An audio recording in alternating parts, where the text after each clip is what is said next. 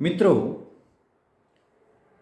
उत्तम आरोग्यासाठी एक पाऊल पुढे या मोहिमेअंतर्गत आपण एका विषयावर जनजागृती करणार आहोत.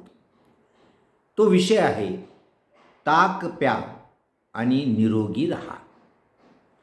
तर पुढील 3 महिने आपण ती चळवळ करणार आहोत पूर्ण महाराष्ट्रात.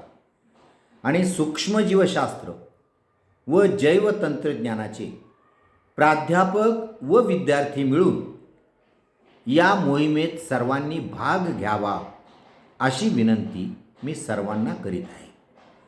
मग या मोहिमेत आपण काय करणार आहोत? तर या मोहिमेअंतर्गत आपण वेगवेगळ्या स्पर्धा आयोजित करू शकता. कुठल्या स्पर्धा? तर ताक प्या आणि निरोगी राहा अशा स्लोगनसारख्या विद्यार्थ्यांनी स्लोगन तयार कराव्या.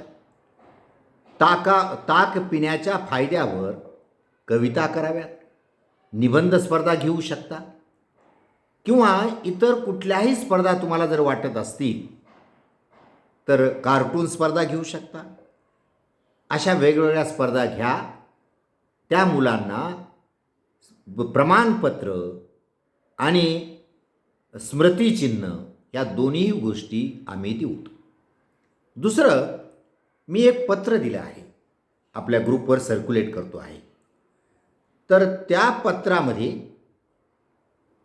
आपण विभाग प्रमुखाची तुमच्या महाविद्यालयाच्या सही घेऊन ते पत्र तुमच्या गावातील वेगवेगळ्या ऑफिसमध्ये जाऊन तिथल्या अधिकाऱ्यांना द्यायचं.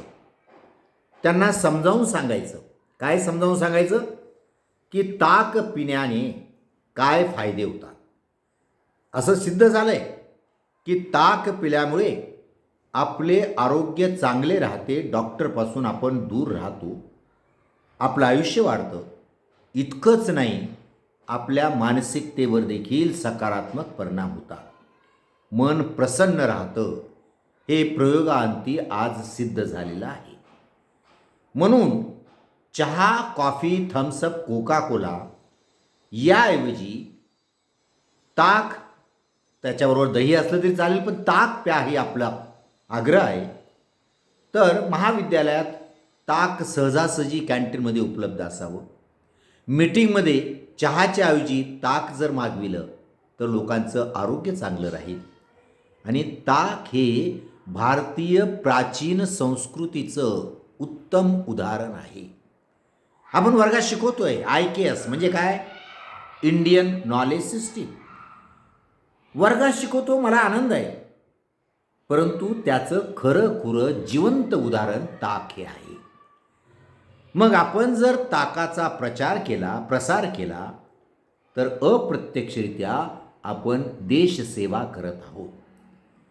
या सर्व लोकांना डॉक्टरपासून दूर ठेवणार आहोत.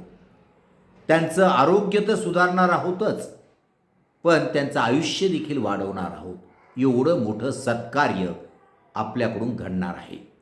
म्हणून सर्व प्राध्यापकांना आणि सर्व विद्यार्थ्यांना, त्यातल्या त्यात विभाग प्रमुखांना मी विनंती करतो आहे की या चळवळीमध्ये आपले सर्व विद्यार्थी सामील करून घ्यावेत आणि महाराष्ट्र हे त्याचं उत्तम उदाहरण झालं पाहिजे. आपण ते पत्र कुलगुरूंना देणार आहोत. ते पत्र प्रत्येक प्राचार्याला महाविद्यालयात जाऊन देणार आहोत. प्रत्येक शाळेतल्या हेडमास्तरांना देणार आहोत. PWD किंवा कुठल्याही पाटबंधारे खाते या सगळ्यांच्या एक्झिक्युटिव्ह इंजिनियरला नेऊन देणार आहोत. तहसीलदारांना नेऊन देणार आहोत. कुठल्याही कार्यालयाच्या प्रमुखाला ते पत्र आपण देणार आहोत. आणि त्याशिवाय आम्ही काही पोस्टर छापून घेणार आहोत.